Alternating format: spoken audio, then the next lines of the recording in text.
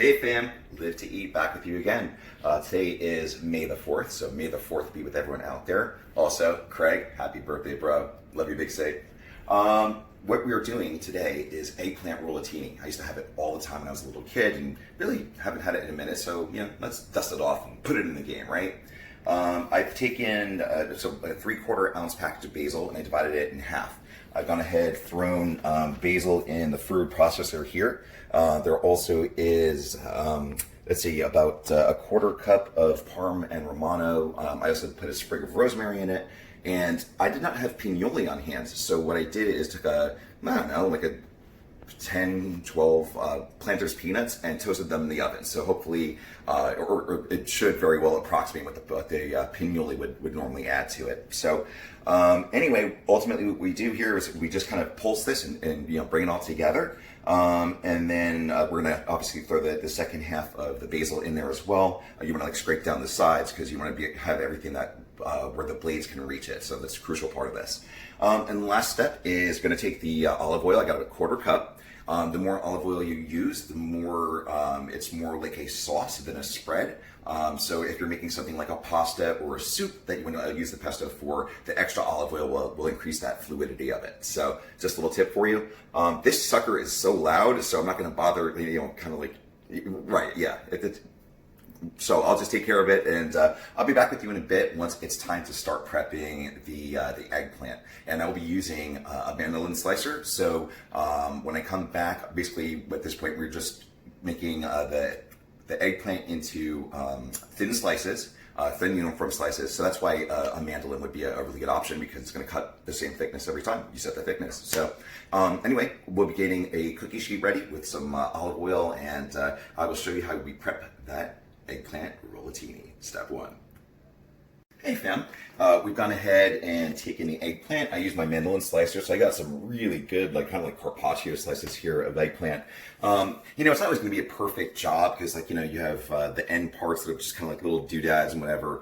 And you actually, even though you can't make them into rollatini, you could still, bake them, and you could kind of almost do like a deconstructed eggplant parm kind of thing, or just roast the leftover pieces that don't have like real good shape to them or anything. Make baba ganoush, right? A little tahini. Oh yeah, that's what I'm talking about. So anyway, these guys are going to go into a 375-degree oven. I have used my brush here to apply olive oil to both the cookie sheet as well as the thin slices of eggplant there. So like I said, 375 for 8 minutes. Do not overcook them. At that point, we'll be ready to stuff them and roll them up. So it's going to be super exciting to get started on that. Now, what I'm going to do for the filling is we are going to combine the pesto that we made earlier. We're going to use about a tablespoon or so of that. Otherwise, I have about a 1/4 cup of ricotta. I have about a 1/4 cup or so, a little bit more of mozzarella, because some of this is actually going to go on top. And then I have about about like 1/8 of a cup maybe of Parm and Romano, and then even some goat cheese that I needed to use up. So that's going to combine with the beaten egg to become our filling. So I'm going to get cracking on that, just stirring this all up and making the filling. Once these are out of the oven, we'll go to that step. And the second part of this is you're going to need to take a baking dish, say something like a 13 by 9. You could see, how much size you need. We might not be able to make all of these within the same dish. That's okay. But what you want to do is take some marinara sauce, something like that, and just get the bottom of your glass baking dish completely covered with that type of sauce.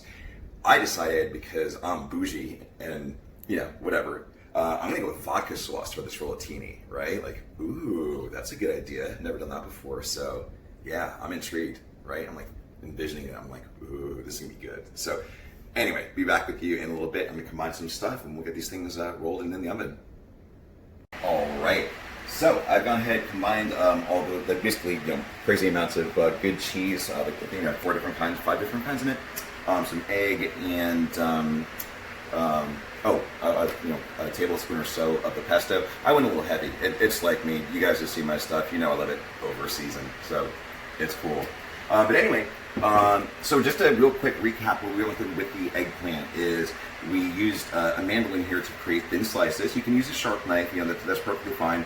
You're gonna probably have some odds and ends that aren't like the rest. But as you can see, what I have here. Oh, let me say first. So sorry. First, you salt the eggplant, and that sweats out the bitterness, and it sweats out all the water.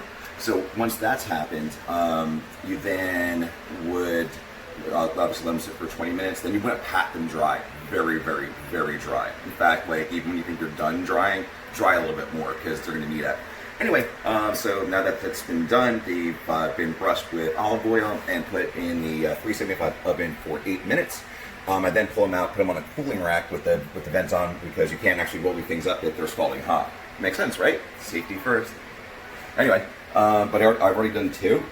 You know, pretty simple what you do. You start with the small end, and you just want to make a nice tight roll like that. So now the eggplant becomes ripieni, which is stuffed. Oh man, that is so good, that mixture. Holy crap. Oh man, this is going to be nuts. I can't wait. All right, cool. So anyway, I'm going to get these things all rolled up. Once I do that, I am going to top them with more of the vodka sauce, more of the pesto, and then some extra cheese as well. It's going to be banging. I cannot wait. Anyway, so this is pretty much how you do the rollatini, right? Kind of demystify. So I'll be back with you shortly once these are pretty much ready to plate. Live to eat, people. Live to eat. Twice. Oh yeah.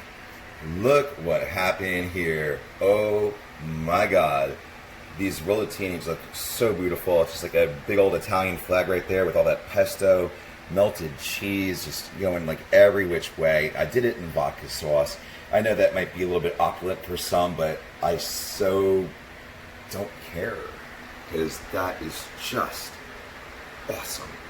Right? I don't even say that like to my own horn. I mean, like, I want to face plant right into it right now.